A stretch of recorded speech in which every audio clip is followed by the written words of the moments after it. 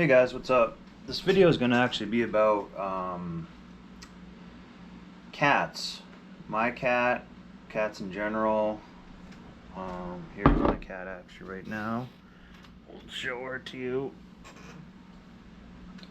Her name is Lucy. And what I want to talk about with cats is the longevity of a cat.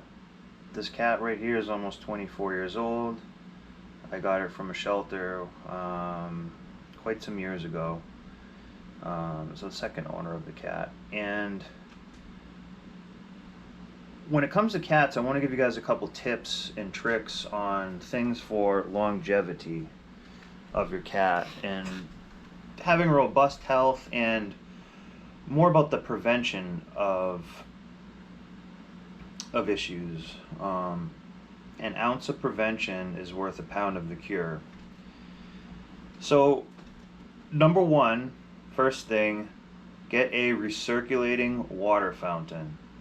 They're cheap, they're 20, 30, 40 bucks, something like that. You want that water circulating. You want that water filtered. You want it filtered before you put it in, and you want it filtered when it's circulating in there. That's number one. They'll drink way more water, it's healthier, cats like that water more, it's cleaner, it's a whole thing. You know, I don't need to go too crazy into it. Number two, in that water, you're gonna put something called colloidal silver or some type of silver in that water. I've never tried putting a silver coin in, but that actually could work. Why are we using silver in the cat's water? Because it's very anti-parasitic. It helps kill bacterial load. When your cat is taking a dump in the litter box or doing its thing in the litter box, it's scraping around, cleaning itself. Its paws are all over the environment. You have to assist its body and its immune system in killing off just all that junk. So that's really what it's doing. It also keeps the water pure longer. So that is a huge, huge, huge thing. And I know it sounds a little bit crazy, but that's what we're going to do. You're just going to put a little bit in. I'm not going to show you like how much to put. You don't take this whole thing and put it in. My circulating thing is like a gallon, so I just, put a little bit in, and I don't really worry about it. I've even put it into her wet food directly. So now when it comes to the food, okay, number one, I always leave a pretty good amount of kibble out. Now when it comes to kibble, I'm not going to recommend a brand or a type or anything like that. I would say don't have one that is sourced in China. And you want to have almost 2 or 3 different even brands or flavors of kibble in its kibble dish all the time. You want the diversity of vitamins, minerals, fiber, all that. The kibble has a little bit more fiber. It's a little more fibrous. It helps keep their teeth sharp. They can eat it at any time. It can be midnight. They'll go munch on some of it. Okay? The kibble is really, really important. And I'll just leave that one at that. The water is the most important. Next thing, when it comes to the wet food, you can do 1 or 2 cans of wet food a day, small ones. And now that my cat is getting a little bit older, I'm giving it a little bit more wet food especially when it's hot out or very cold out. They get a little bit of hydration from the wet food itself. Now, when it comes to the wet food, again, I'm not going to recommend a brand or anything like that unless I get paid from one and I actually like it. But what you're going to want to do is, not every time, you got to have some irregularity with this stuff. You're going to you're going to get the small can of wet food, you're going to open it.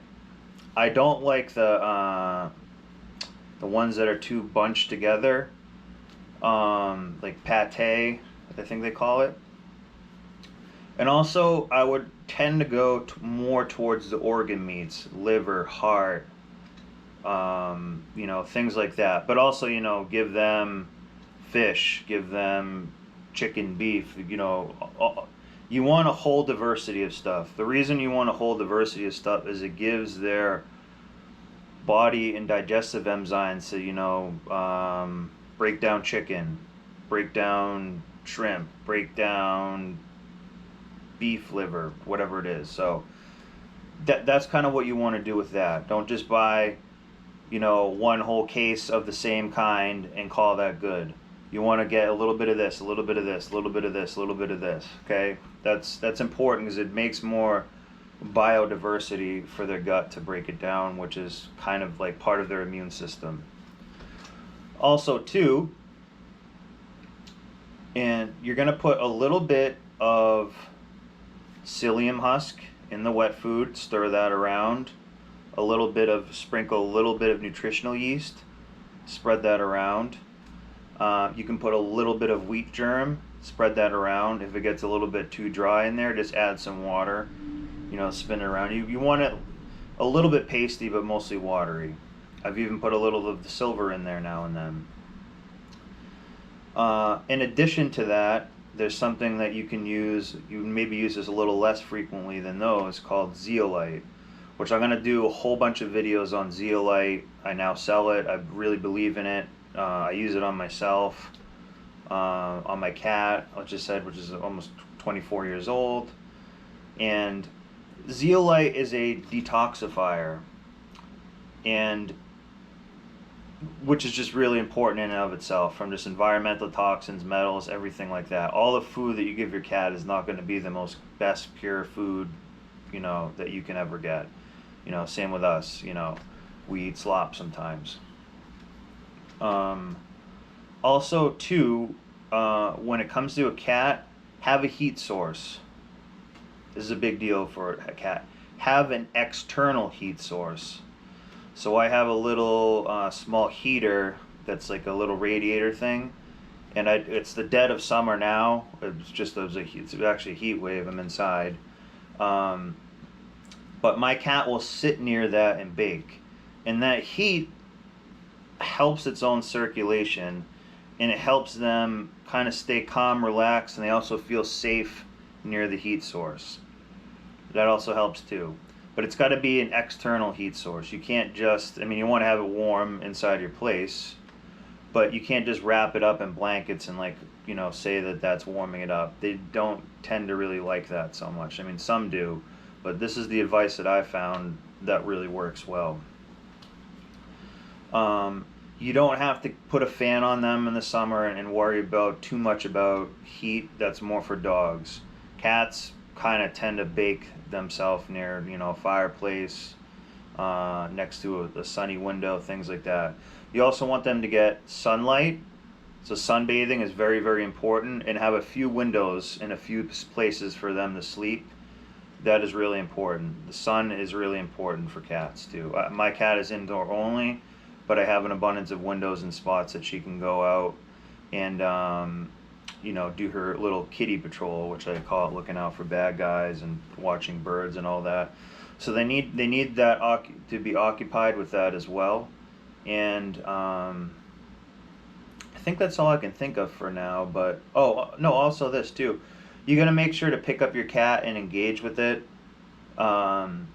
Make noises now and then to keep it sharp, so it pays attention to you. That's part of keeping its mind sharp. They have some things in Japan and stuff where people can go into a room and commune with a bunch of cats, but we need to do that with our cat as well. When you hold your cat, how I just had it, more close to your heart like that, and it's particularly, our heart helps interact with theirs to lower their blood pressure, but they lower our blood pressure. They really do kind of work together. I can maybe try to post some of the studies in there. So you got to make sure to do that as well. Eye contact and those things help as well. They need to feel like a little bit of acknowledgement. That helps them. So a decent amount of play. You don't have to go too crazy with the play, but the play is important. And what else can I think of? Shiny stuff like this, copper bracelet, things like that. Let them play with that. And flea and tick medication. I use it. I'm a logger, or cut trees. I work outside and I'm outside.